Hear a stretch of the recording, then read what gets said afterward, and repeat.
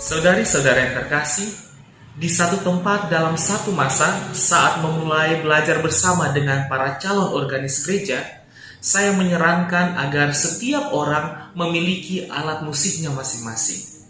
Karena kursus ini melibatkan bukan hanya pengetahuan tetapi juga keterampilan.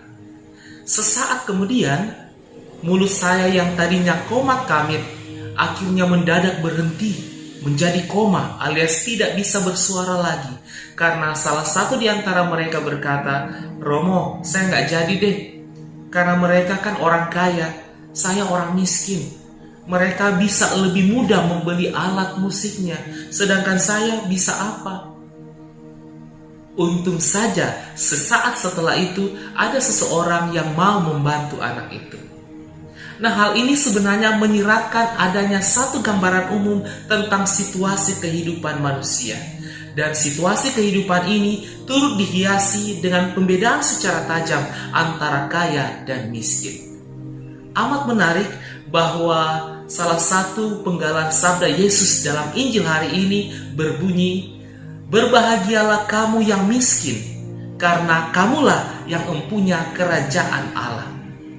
Kalau saya yang berkata demikian, mungkin Anda langsung menatap saya dan berkata, yang benar aja Romo.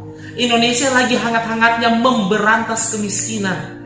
Saat ini dan di mana-mana, begitu banyak orang berlomba-lomba untuk menjadi konglomerat, bukan kongmelarat.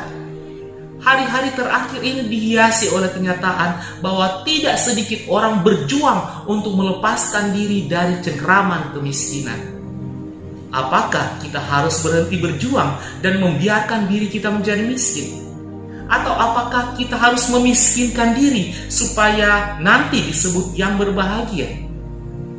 Dengan menawarkan sabda bahagia ini, Yesus tidak pernah bermaksud mengajak orang menderita di dunia ini supaya nanti kelak bisa bahagia di surga.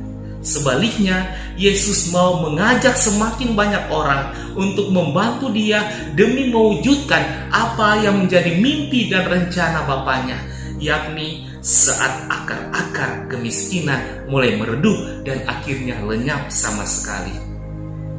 Saudari-saudari yang terkasih, ada orang yang disebut miskin oleh Yesus karena dia melepaskan diri dari kemiskinannya. Ada orang yang disebutkan miskin oleh Yesus karena dia mau untuk berjuang untuk orang lain. Berjuang supaya orang lain itu terbebaskan dari situasi kemiskinan. Bahkan ada orang yang berkecukupan tetapi dalam artian ini disebut orang miskin. Karena dengan penuh kesadaran mereka telah membuat keputusan untuk saling berbagi menurut kemampuannya demi mengurangi penderitaan sesamanya. Tidak berlebihan bagi Yesus untuk menyebut mereka yang empunya kerajaan Allah. Karena jika manusia saling berbagi, kasih dan kebaikan Allah nyata di tengah manusia, pada saat itulah Allah diberi kesempatan untuk merajai manusia dengan kasih-Nya. Mereka atas salah satu cara membantu membangun kerajaan Allah di dunia ini. Ingat, kerajaan Allah terbentuk dan nyata tatkala kasih yang dikobarkan Allah dalam hati kita mendorong kita untuk saling mengasihi, saling melayani, dan saling berbagi. Akhir kata, salam ABC. A, awali dengan apa adanya. B, bagikan dengan sukacita. C, cinta Tuhan menyempurnakan.